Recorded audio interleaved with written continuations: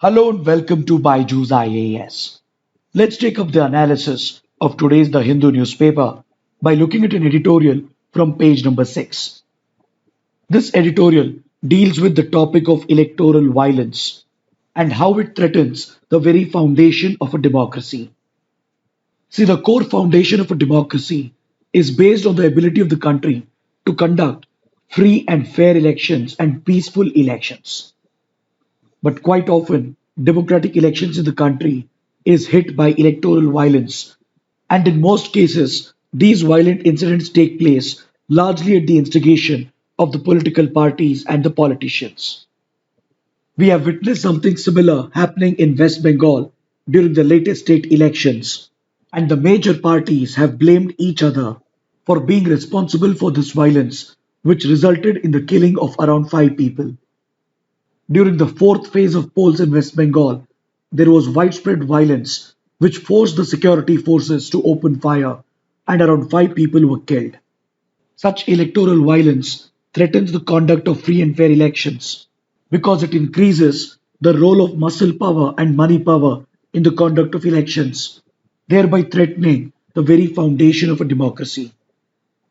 So, to prevent this from happening and to contain such electoral violence, the Election Commission of India employs a variety of tools and weapons at its disposal in order to keep the political parties and the politicians under check.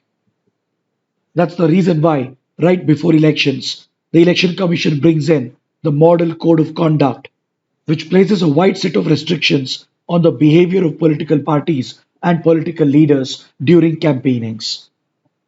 Even though the Model Code of Conduct is not legally enforceable, it does empower the Election Commission to penalize the violators by taking action against them and by punishing them. Then, upon this, the Election Commission has adopted a age-old practice of transferring and redeploying the local officials in order to ensure transparency and neutrality in the conduct of elections. As soon as elections are announced and once the model code of conduct is put in place, several senior and as well as junior officials, including the DC of the district, the SP, and many other lower ranking officials, are redeployed and transferred. And in many cases, outsiders are brought in from different states in order to ensure that the election bureaucracy or the election machinery is transparent, neutral, and unbiased, because the chances are high that the local officials could be favoring the local parties, especially the ruling party and the leaders who are in power. Along with this, the Election Commission will exercise complete superintendence over the deployment of central security forces in order to keep a tight check against any violent incidents and to quickly bring any violent incidents under control. But while executing these policies and while implementing these key decisions, the Election Commission is expected to remain completely apolitical as per its mandate given by the Constitution, and it is expected to behave in a fair manner, and it would be expected to take unbiased, impartial decisions without being seen to favor any political party, especially the ruling party. It is this apolitical role and conduct of the Election Commission which places the faith of the public and the trust of the public in our electoral process. And it is this faith of the citizens in the free and fair conduct of elections and the peaceful conduct of elections that serves as the very foundation of our democracy.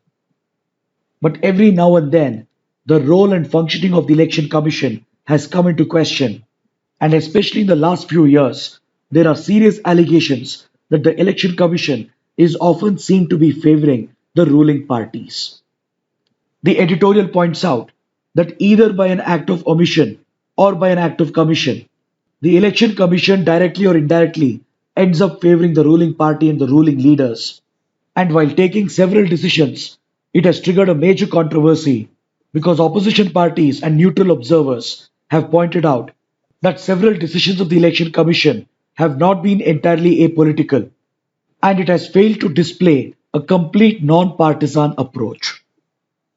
So, in this context, the editorial is calling upon the Election Commission of India to remain completely apolitical as per its constitutional mandate and take suitable measures to prevent violence and to keep the election process free and fair. Now let's take up a column from page number 6 in which the writers evaluate the Personal Data Protection Bill of 2019, which has been tabled in the Parliament and currently is being examined by a joint parliamentary committee. See, today's world is being driven by the fourth stage of the Industrial Revolution, based on technologies such as artificial intelligence, Internet of Things, big tech, robotics, machine learning, neural networks, etc. All these emerging technologies, including 5G networks, they are based on the foundation of data. Hence, the data that users generate, that is through their electronic and digital activities, is considered to be the equivalent of gold or oil. And this user data is set to drive the fourth stage of the industrial revolution. So today we have both private companies and as well as government agencies that are harvesting huge quantities of user data and they're trying to monetize it. And the manner in which they collect this data, store, process, and transfer this data directly affects the data security and data privacy of the user. So, in order to protect these rights of the user and to guarantee data security and data privacy to the user, we need a dedicated law that regulates the collection and usage of personal data in the country. Currently, data collection and processing is regulated as per the provisions of the Information Technology Act of 2000. And according to the writers, the provisions contained under the IT Act, they are simply inadequate to protect the user's data security and data privacy. See, back in 2017, the Supreme Court delivered a historic judgment in the Puttaswamy case, and it declared that right to privacy is a fundamental right as per the provisions of Article 21. And by providing for a wider interpretation of Article 21 in the Constitution, right to privacy was also declared as a fundamental right. Following this judgment, the Supreme Court directed the center to come out with a data protection law in order to protect the data privacy of the citizens. And accordingly, the Ministry of Electronics and Information Technology constituted a committee under the chairmanship of B.N. Srikrishna. This committee was given the task to come out with a set of recommendations that could help the government in drafting the data protection law.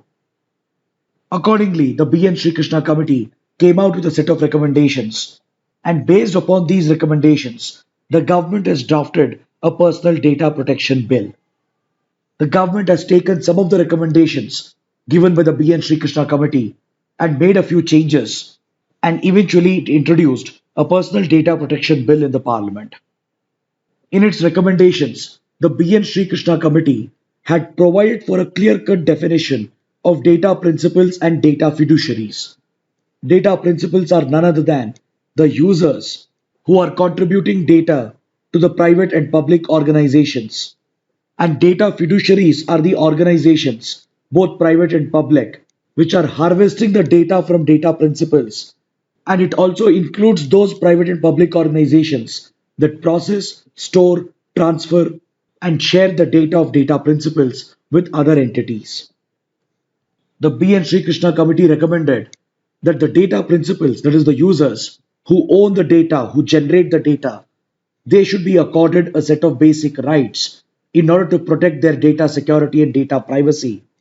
And in order to protect and uphold these rights, the data fiduciaries, that is both private and public organizations, they should be brought under a set of responsibilities and obligations which seeks to guarantee the rights of the data principals.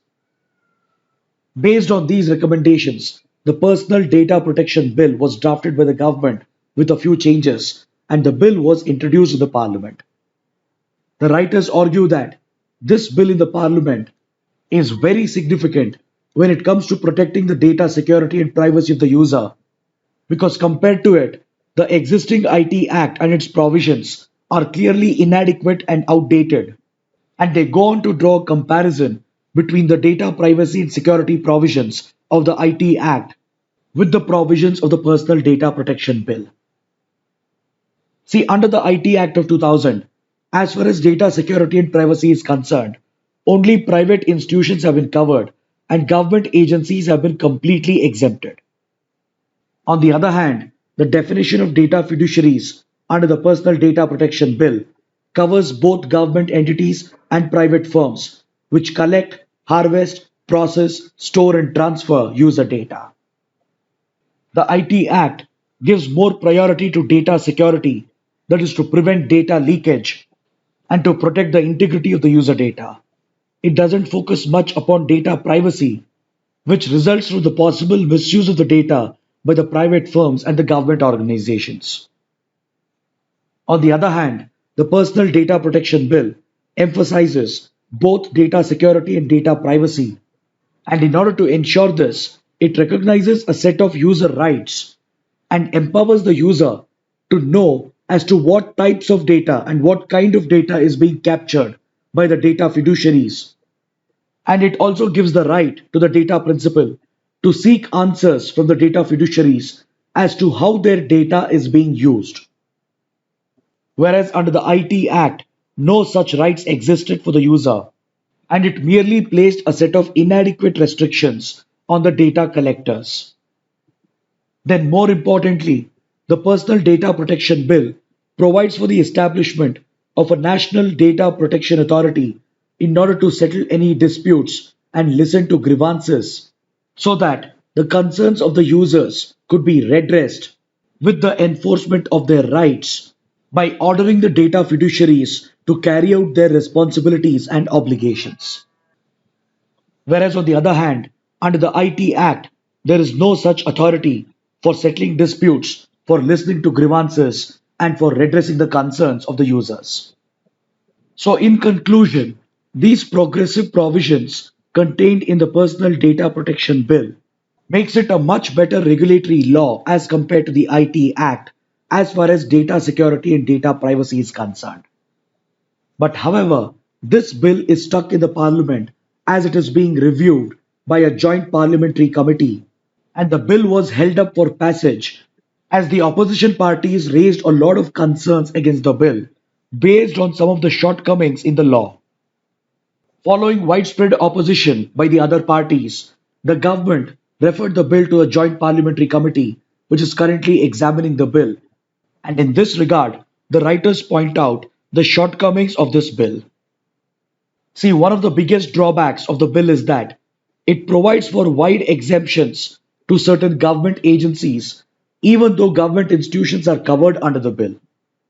Yes, it is definitely an improvement on the IT Act, as the IT Act never covered government institutions and it largely covered only the private intermediaries. But however, the Personal Data Protection Bill provides a lot of discretion to the government under Clause 35, using which the government can exempt any government agency from the purview of the law, and these data fiduciaries will not be obligated to fulfill their responsibilities and obligations as far as the rights of the users are concerned. In all likelihood, these exemptions will be given to security, intelligence, and law enforcement agencies, and as well as to several other government institutions.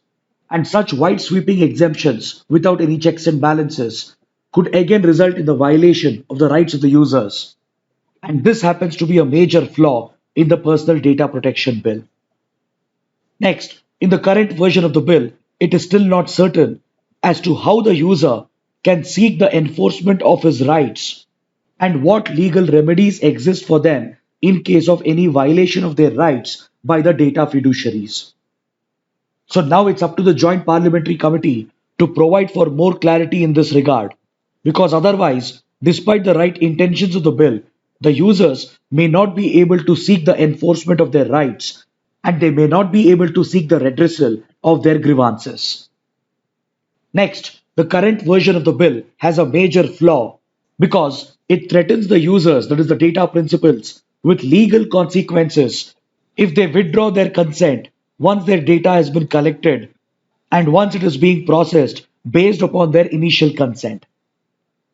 So, this provision will basically discourage the users from withdrawing their consent, and the threat of legal consequences will act as a deterrent against them.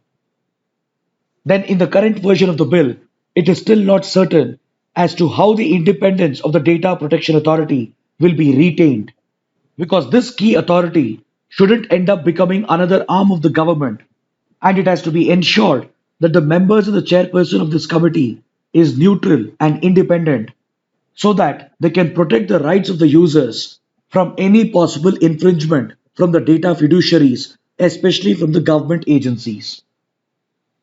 So, based on this evaluation, the writers say that the Personal Data Protection Bill really matters with regard to data security and data privacy of the users. Compared to the existing regulatory mechanism, there still exists immense scope for improvement, especially to address these shortcomings and flaws. Right now, the Joint Parliamentary Committee has reportedly come out with around 86 amendments and one new clause to the bill, and hopefully, the Parliament should inculcate these changes in order to provide the country with an effective data protection regime. Now, let's take up another editorial from page number 6, which is related to a recent diplomatic incident involving India and the United States. Last week, the 7th Fleet of the US Navy issued a controversial public statement, according to which a destroyer belonging to the 7th Fleet of the US Navy had carried out a freedom of navigation operation around 130 nautical miles to the west of India's Lakshadweep Islands, well within India's exclusive economic zone. And the US Navy claimed that it openly challenged India's claims about the need for seeking prior consent for military activities or military maneuvers within a country's EEZ, which technically is a part of international waters. And the US Navy said that by conducting this operation, it had not only challenged India's claims, but it also asserted freedom of navigation rights without even obtaining India's consent. The US Navy insisted that this operation was in line with international law, which was essentially a reference to the United Nations Convention on the Law of the Sea. See, to understand this topic further, first we need to look at the maritime boundaries as defined by the UN clause or the UN Convention on the Law of the Sea. Under the UN clause, the first 12 nautical miles from a country's baseline is referred to as the country's territorial waters, where the coastal country enjoys complete sovereignty, and it not only has complete powers to enforce all laws, that is, domestic laws, but even foreign vessels, be it commercial vessels or military vessels, if they have to enter the territorial waters of a country, they need to seek prior permission and they need to prove that their passage through territorial waters is innocent passage. Meaning these foreign vessels should not conduct any military activities or carry weapons on board or engage in espionage operations. So such rights have been recognized under the UN clause in territorial waters of a coastal state, and anything beyond the territorial waters becomes your international waters. In international waters, the coastal state has limited sovereignty only to few specified areas such as customs, smuggling, environment protection, etc. And in international waters, UN clause recognizes that freedom of navigation is a fundamental right, and unless a foreign vessel is threatening the safety and security of a country, that coastal country has no right to disrupt this freedom of navigation in international waters. But however, India's interpretation of UN clause is that in international waters, military activities are not allowed in the name of freedom of navigation, and it's only commercial vessels which can enjoy this fundamental right, whereas any military activity or maneuver by foreign navies requires the prior consent of the coastal state. So, be it in contiguous zone or in the exclusive economic zone of the country, India believes that, as per UN clause, foreign navies have to seek prior consent of India before they enter these waters and before they conduct any exercises or activities. So, in line with UN clause and in line with its interpretation of UN clause, India has even brought out domestic maritime laws which make this prior consent mandatory. So, this interpretation of India places India in direct conflict with the United States as far as freedom of navigation is concerned. Because according to the US, freedom of navigation is a fundamental right recognized by international law, and it applies in international waters, including in EEZ. And there is no need for a foreign navy to seek the prior consent or approval of another country. So every now and then, the US Navy challenges these rights of many countries which have such policies similar to India. And this, in fact, is a routine affair and there is nothing new about it. In the past as well, US has challenged the maritime claims of several countries by conducting freedom of navigation operations on same grounds. But in this case, the difference is that the open public statement issued by the US Navy challenges India's claims and asserts the freedom of navigation rights of the US Navy in direct contradiction to India's domestic maritime laws and the UN clause as interpreted by India. So, even though in the past the US Navy has conducted such operations against several friendly countries as well, including India, it had never issued such open public statements in the past, openly challenging their claims. So, this controversial statement from the 7th Fleet of the US Navy triggered a diplomatic incident. And here the irony is that the United States has not even ratified UN clause in the first place. It has just signed UN clause, but it has not ratified this international law. Whereas India, on the other hand, is a signatory to UN clause and India has even ratified the convention.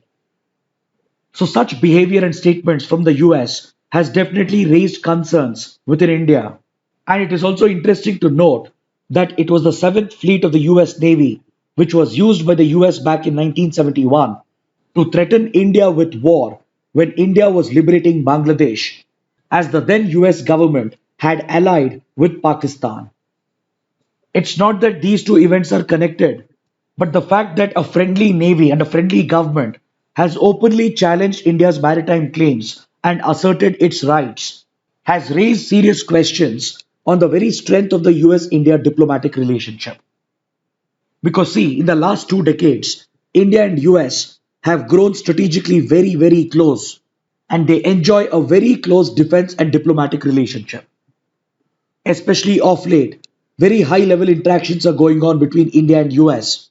And as a part of the quadrilateral grouping pushed by the US, both the countries are working together to enforce a rules based order and to defend freedom of navigation in the Indo Pacific region.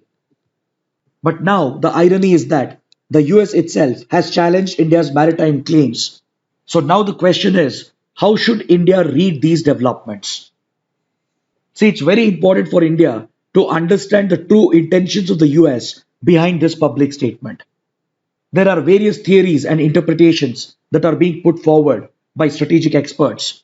And according to them, one of the explanations could be that the US is trying to send out an indirect message to China, as China is known to be very aggressive about its maritime claims in the South China Sea and as well as in the East China Sea.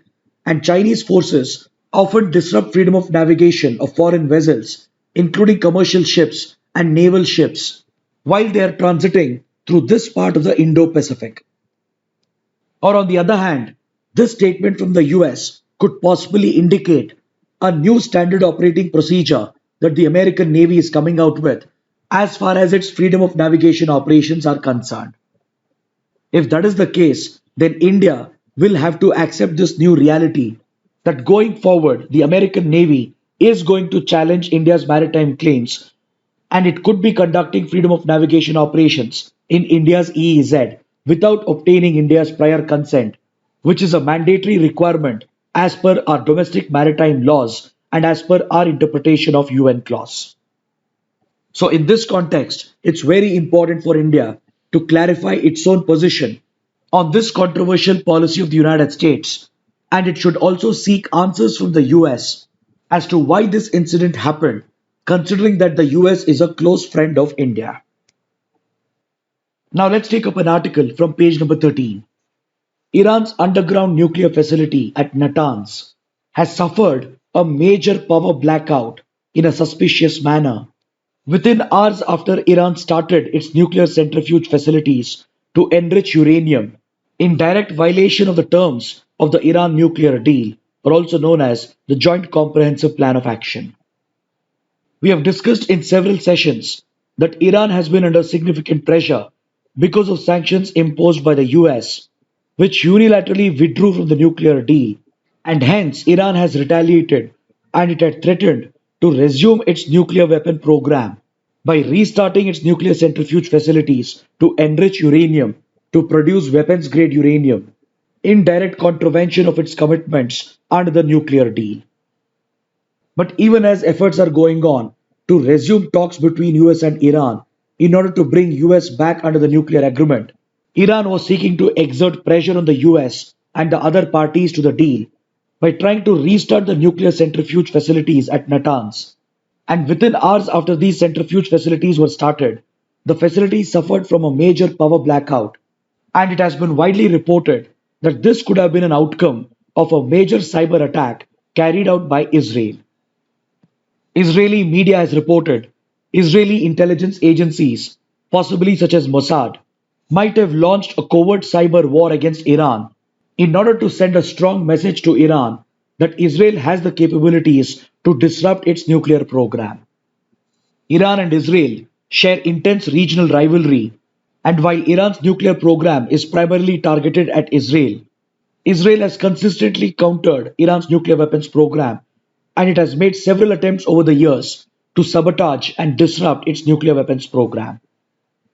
If these reports are true, then it represents the potential of cyber attacks and cyber wars, the two state sponsored cyber attacks, in targeting and in bringing down the critical information infrastructure of other countries. Recently, it was reported that India was also one such victim of a China sponsored cyber attack on India's power grids, which is also a part of the country's critical information infrastructure. This also takes us back to the Stuxnet incident, which was uncovered back in 2010. In 2010, a computer worm known as Stuxnet was discovered, and this was a highly sophisticated computer malware which was reportedly developed by American and Israeli intelligence agencies to disrupt and sabotage Iran's nuclear weapons program. It is believed that the Stuxnet worm infiltrated Iran's nuclear centrifuge plants and gave remote access to the attackers, who managed to spin the centrifuges out of control, thereby destroying some of the nuclear centrifuges. So, this highlights the potential of cyber wars and cyber attacks to have a real world impact, and it highlights the need for a country to strengthen its critical information infrastructure. Now, let's look at the mains practice questions. The first question: electoral violence erodes the process of democratic elections. Election Commission of India must take measures to prevent violence and keep the election process fair. Examine the statement. The second question: analyze why the Personal Data Protection Bill matters. Kindly write an answer to these questions and post your answers in the comment section below. So, this concludes our discussion for today. Thanks for watching.